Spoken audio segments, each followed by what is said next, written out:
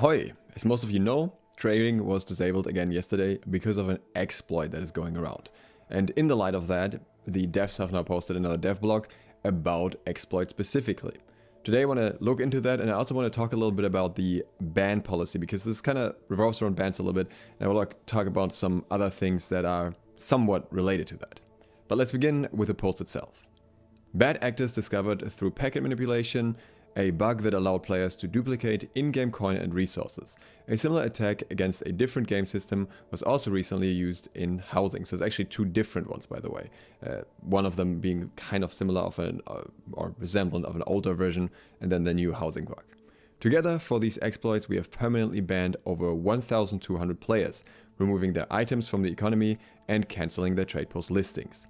We took decisive action against obvious bad actors with a first pass on November 2nd, permanently banning accounts of the most egregious offenders, which eliminated over 80% of duped coin and item value from the economy. By the way, fun fact, I actually lost some gold when that happened, just a small amount, but somebody I traded with must have had some of that duped coin, essentially, and traded that with me, and that disappeared from my account. I'm fairly certain that must have been from that.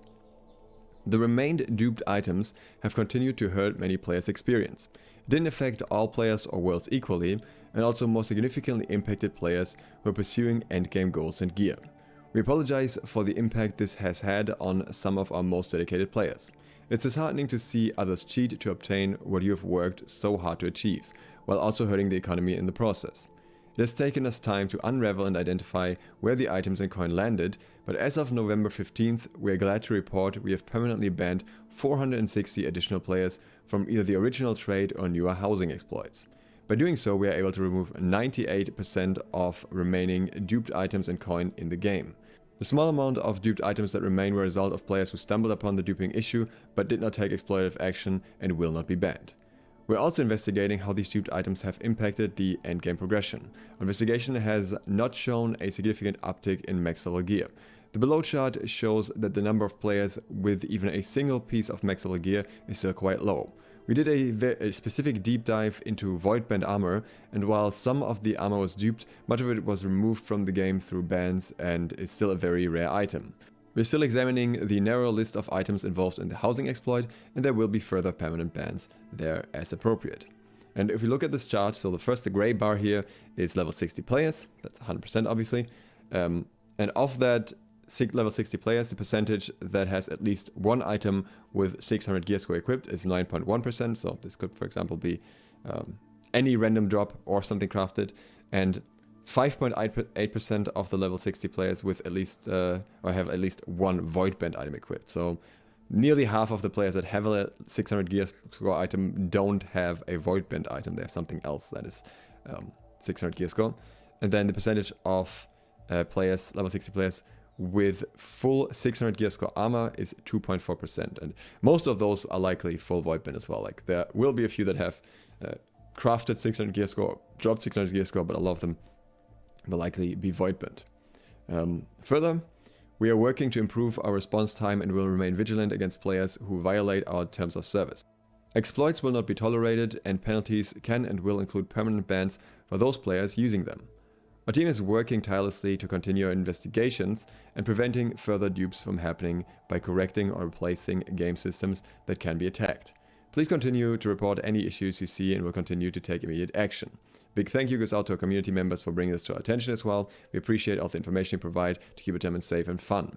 While it took some time to investigate and track down where the duped items were funneled, our telemetry tracks all these transactions, so rest assured we can and will find these bad actors. Now, one thing that I first want to point out is that a lot of people seem to think that duping doesn't get you banned, but the sources that we have for that are people who claim they have duped and only got short bans. And how reliable is the word of a person that is duping? They could, for all we know, just be trolling about it. So them saying they have permanently banned players is something that I think is likely. They have no reason to not ban the dupers because they know that they are bad for the game's economy, for the average player's experience, and so on and so on. So it seems that these bans are actually happening. They're actually being handed out for these duping exploits. And what I will say is you'll see on the forums on Reddit quite often that people say I was wrongfully banned because blah, blah, blah. I didn't do anything wrong. And if you read between the lines a little bit, you can usually find out that those are the people that were actually duping. And sometimes they later even admit it. So yeah, it seems that there are definitely people being permanently banned. Now, I think that is a good thing. I think banning a few bad actors will keep other players happy and drive the dupers away, but not the majority of the player base, obviously. So I think that's the right decision. The problem is that this article as a whole only really addresses dupers. And especially this chart is something that is kind of funny to me given some of the current circumstances. So there are more issues than just dupers when it comes to high-level gear score. What has happened, for example, on Utopia recently was that there was a glitch that caused mobs in Mirkgard not to spawn.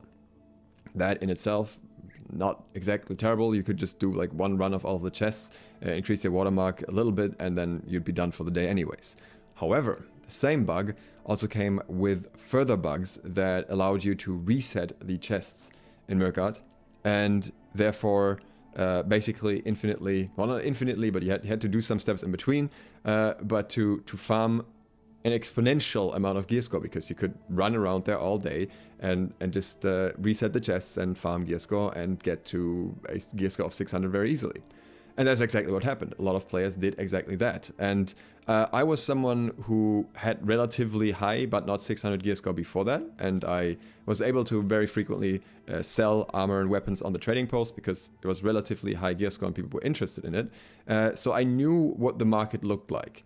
And then whatever, 4 days later, 5 days later, after it was fixed, the market looks very, very different. I didn't use the exploit, so my watermark is still the same or rather slightly higher, because obviously I still did some elite runs and some other stuff, but not nearly the same exponential increase that these people have. But if I look on the trading post, in almost every category, I can easily find pages and pages of 600 gear score items.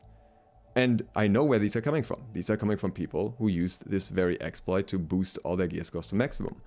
And seeing how all of them keep listing new items, it seems like not a single one of them was punished. In the same sense, it seems like no one was punished for resetting the tentacle internal pools. It seems like no one was punished, or very few people were punished, for the initial exploit of the Siren's Brute that allowed you to also farm watermark extremely quickly.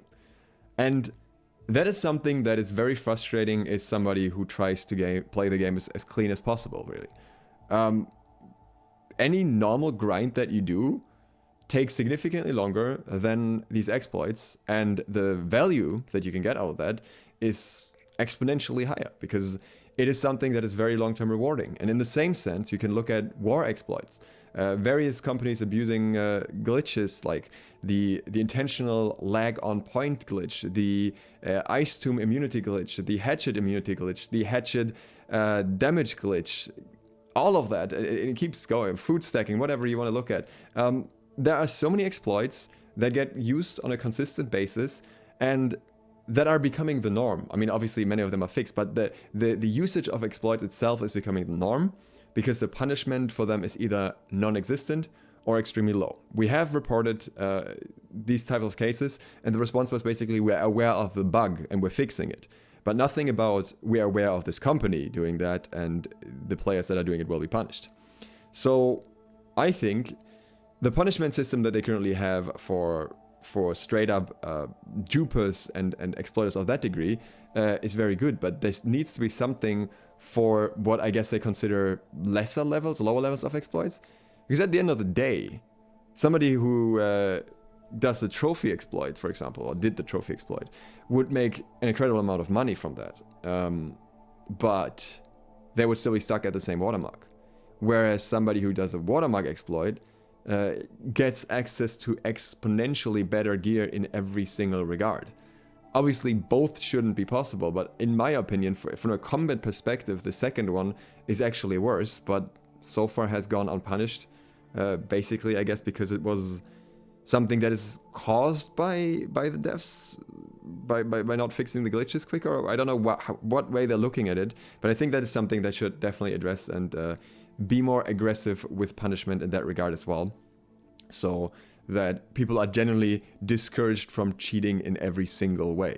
Because I know for a fact that many players have done certain exploits and have not seen any punishment for them, despite being reported. So it's not like this is something that is unverifiable. So yeah, that is something that I've been like frustrated with in general, and I figured in the context of this topic it was worth discussing. With that, thank you very much for watching. If you're new to the channel, please consider subscribing and clicking the bell. I'll talk about more news and some data mining later, and I hope to see you for the next one, which is that video soon. SLOTH out.